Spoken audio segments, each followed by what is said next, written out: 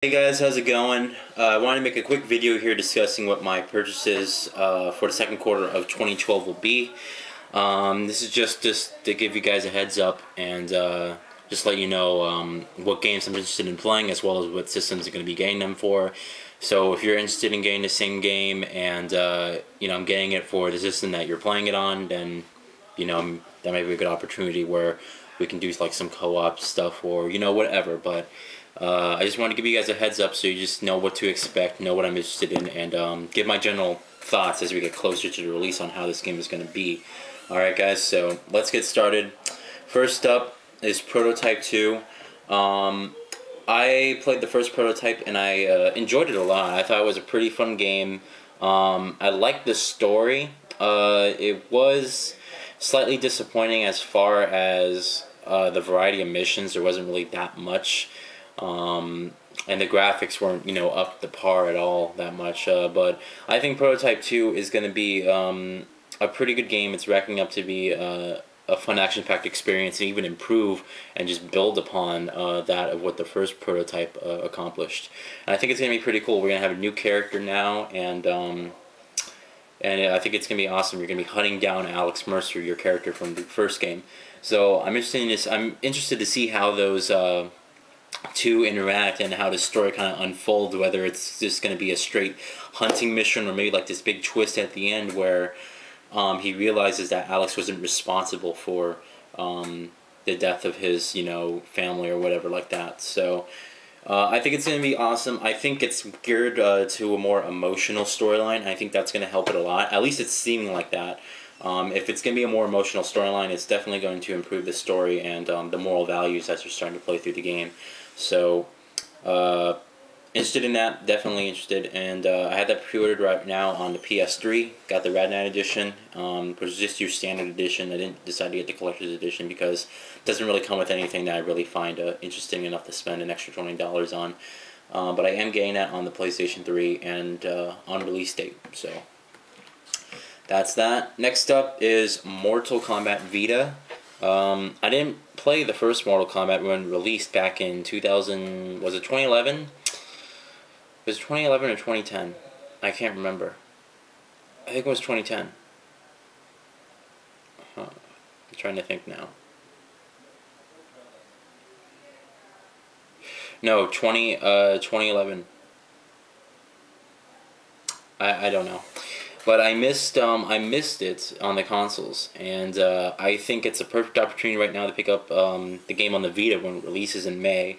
So yeah, I think that's gonna be cool. I mean, I'm gonna be getting that game. I don't know right away or not, but we'll see how stuff kind of unfolds, but definitely interested in getting Mortal Kombat. I think it's gonna be pretty cool, and I think it's gonna do well on the Vita. It's gonna be a fun Vita game to play, and people are saying it's one of the best fighters, if not the best fighting game out there. So that's that. Next up is Starhawk. I didn't enjoy the beta for Starhawk at all, and as a person who played Warhawk and thoroughly enjoyed it, I didn't really find myself too crazy or too excited for Starhawk as I played the beta.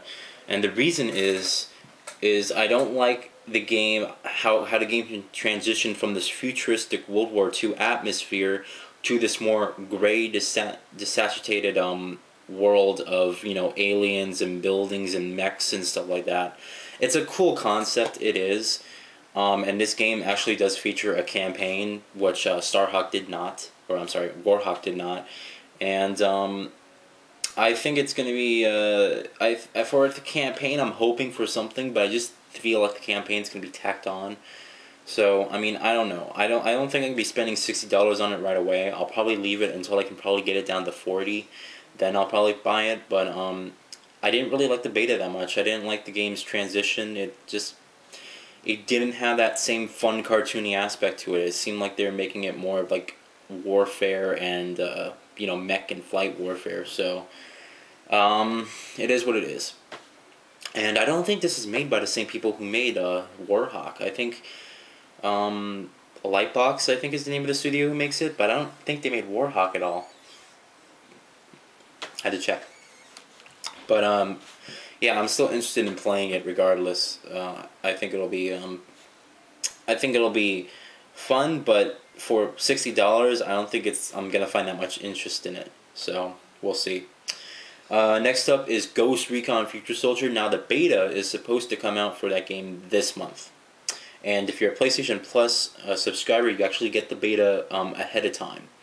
So I'm interested to see how that game plays. I am planning on getting that for the PlayStation. I'm sorry, the Xbox 360, and the reason is that during E3 2011, the guys at Xbox or whatever the studio that made it, Ubisoft. I'm sorry, the guys at Ubisoft said all Tom Clancy games from here on forward will feature Kinect, and since I have a Kinect really, and since it's probably gonna suck with Kinect, I think it's gonna help out when I do my actual video review, is to see how Ghost Recon Future Soldier is with Kinect. But I'm interested in playing it. It looks very tactical, very strategic, which I think is going to be the main focus for this game. And I like the futuristic warfare aspect that they're doing. I think it's going to be something really unique and interesting to play and stuff like that. So I'm getting it on the Xbox 360. I don't know whether or not I'm going to get it on release day. I will do my best, and I should be able to. I'm trying to think now. I should be able to get it on release day.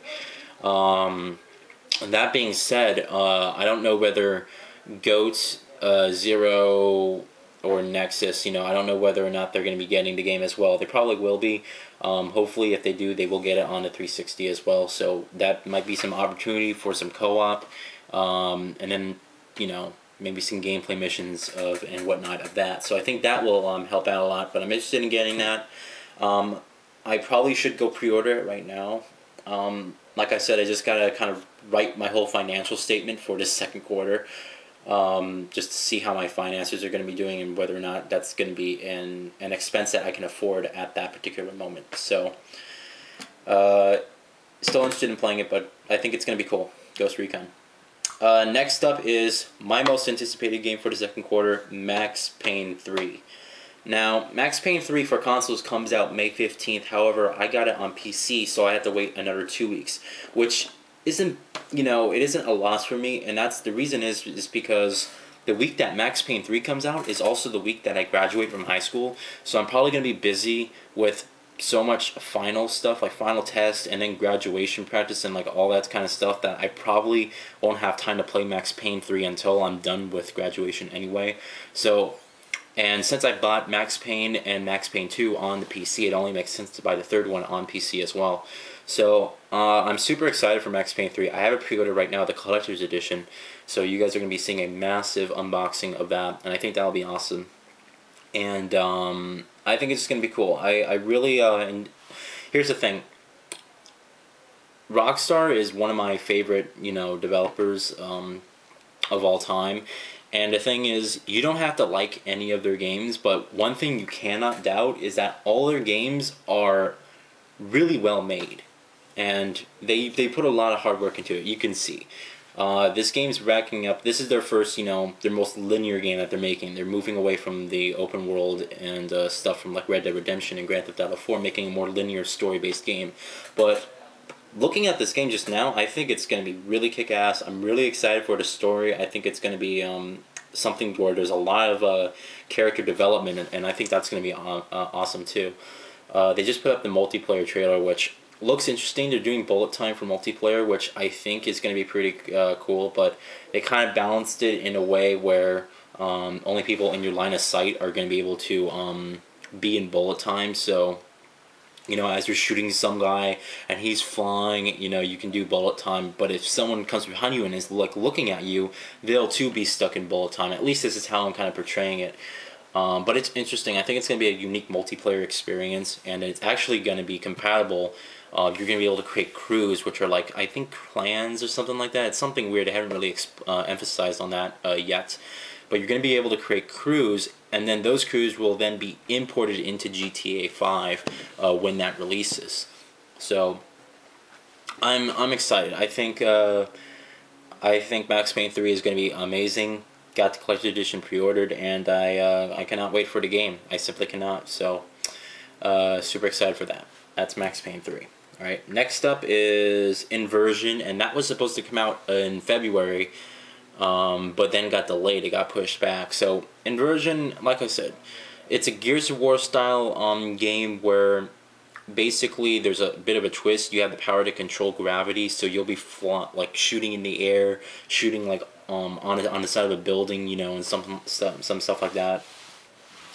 It's a cool game, and I think it does have co-op all the way through the storyline. At least this is what I'm kind of seeing, because you're with your partner like the whole time, or at least this is what I think. But I think Inversion is going to be a cool game. I'm interested to see how that does. However, I just don't think I'm going to be buying it right away. And the reason is because, you know, with Ghost Recon, Max Payne 3, you know, and all those other games in May. I mean, May is like the busiest month, but Inversion is like the first week of June. I'm probably going to be busy with so much other games and so much stuff at that time that I'm probably not going to have time for that. But that doesn't mean, you know, my birthday is June 14th, so that may be an opportunity to get some games from there and whatnot. So, yeah, that's Inversion. Alright, and lastly is, second to lastly is Spec Ops: The Line. And here's a game that I didn't know too much about. I originally thought this was a first-person shooter, but then I looked up some gameplay and actually realized it was a third-person shooter. And this is a game where I don't know really so much about. I think it has an interesting concept. Something about there's like a dust storm or something weird like that. It's really odd, but it's a third-person shooter. It looks action-oriented, and you know, it looks interesting enough for me to be able to want to actually play it. So Spec Ops: The Line, I'll probably get over Inversion if I have a choice. You know, if I have the choice to get either one of them or to get one of them, and we'll see. All right. Last is a game I'm a bit skeptical about, but I'm gonna say I'm interested in playing it because of what they're doing. Is The Amazing Spider-Man, the video game? Wait. The Amazing Spider-Man, the movie, the video game, something weird, alright? I don't know why they're making another movie. I really don't.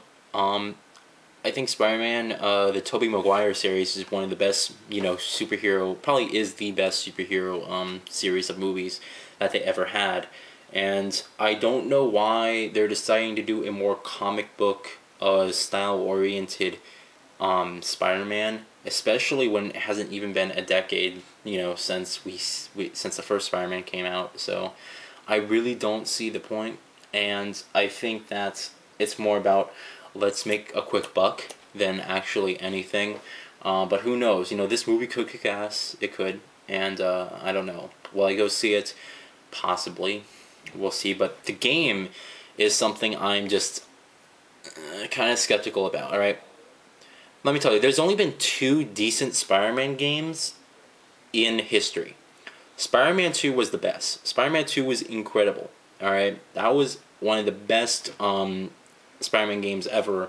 The best Spider-Man games ever. And one of the best and most fun open-world games of all time was Spider-Man 2. And the second one, it was Spider-Man Shattered Dimensions, which was a really decent game that they did a great job on with different stories, different variety of gameplay. It was a really surprisingly decent game. Alright, lots of fun.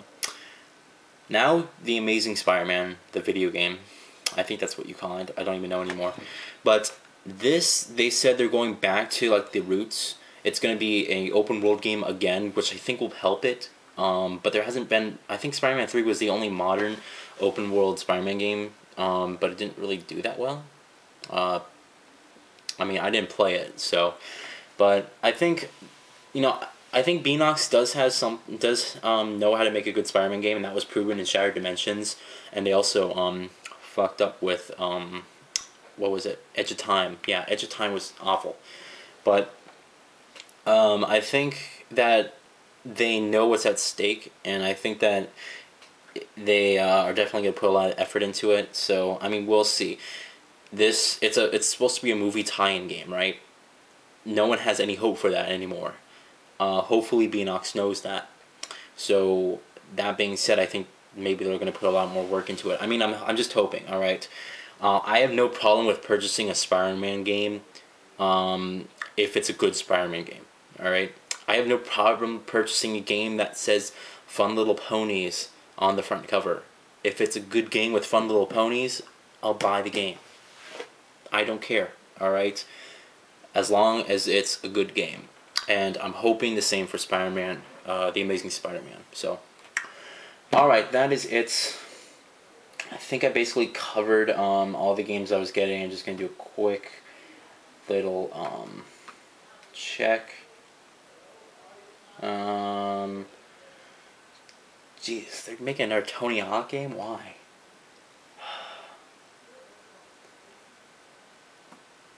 The only decent skating game out there was Skate. Skate kicked ass. That was a fun game. I don't think there is anything. Lots of Android games are coming out, but I'm not interested in Android games. Geez, there is so much stuff coming out on June 30th. Alright. Yeah, so that's about it. I hope you guys, I hope that video was informative. This Amazing Spider-Man is on the PS3. I'm going to be getting that. Well, maybe. Alright, so I'm just going to do a quick little run through of what I just mentioned. Prototype 2 on PS3 on release date. Mortal Kombat on the Vita. Don't know whether or not I'm going to be getting it on release date. Starhawk, exclusive to PS3. Don't know whether or not I'm going to be getting that on release date. Ghost Recon Future Soldier, Xbox 360, release date. I'm going to be buying, I'll go pre-order it right now. Max Payne 3, PC Special Edition on release date. And by the way, you guys have until April 2nd to pre-order the, which is tomorrow, to pre-order the limited collector's edition, unless, and then it just goes off store shelves. Inversion, Xbox 360, probably not going to be getting it right away. Spec Ops The Line, I don't know yet. PS3, Xbox 360, let's say PS3 for now, alright? And don't know whether or not I'll be getting that on release date. Spider-Man, The Amazing Spider-Man, I always get Spider-Man games on, PS3, so that's going to be doing that. And then don't know whether or not it's going to be worthy of a purchase yet. So, alright, that's it. Those are the games I'm interested in getting for the second quarter of 2012. Let me know if what you're looking forward to, and we'll go on from there, alright guys? So have a good day, and thanks for watching.